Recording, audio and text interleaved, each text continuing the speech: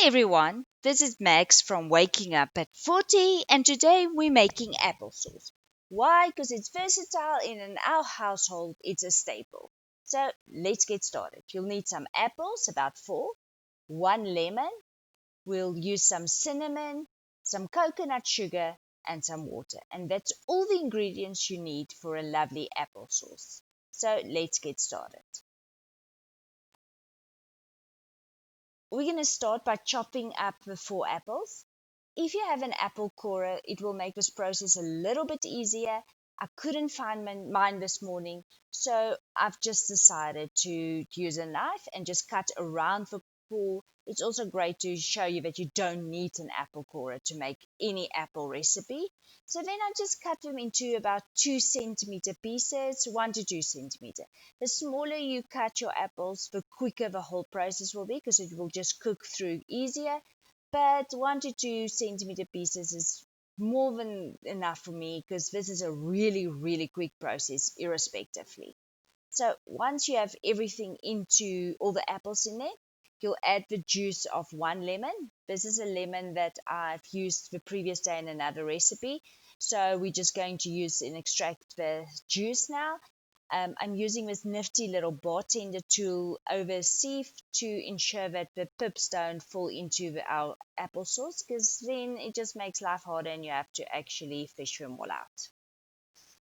Next up, I'm just adding a little bit of water. I like to start with not too much because then it makes your applesauce very runny and then you have to cook it longer to actually get rid of all the fluid. And then you have to start with a little bit, you can always add more. Then I love to add some cinnamon to my applesauce. It gives it a rich, lovely flavor, and I love cinnamon. So about 1 teaspoon of cinnamon, and then some sugar. The sugar is according to taste. You can also omit it completely if you don't add sugar into recipes. I just feel that the coconut sugar especially gives it a very rich caramelized taste that I love. Then we're just combining everything a little bit. And at this stage, I realized I wanted a little bit more water. So, like I said, it's easier to add a little bit than to let it cook for longer to reduce. And then lastly, we combine everything a little bit again. And then we just pop the lid on. And let it cook for between 10 to 12 minutes. Do check on it. It's quite a low heat that I leave it on because I like to cook and steam a little bit. After about 10 minutes, this is what it looks like. The apples are really softly and cooked through. And then we just blend it with a handheld blender until you get to the desired texture. In my case, I like it to be quite a fine applesauce. So I will blend until I get to that almost baby food texture. You can also see the color is a really beautiful caramelized color, and it also tastes quite caramelly with that beautiful coconut sugar and cinnamon infused into it. So yeah, so you blend until you get to that texture that you desire. And then lastly, I just like to transfer it over to this really nice container that fits into the door of my fridge. I found this nifty funnel on, I think it was Amazon. Yeah, it was on Amazon. That just makes the process easier. But if you don't have one, a spoon does the trick as well.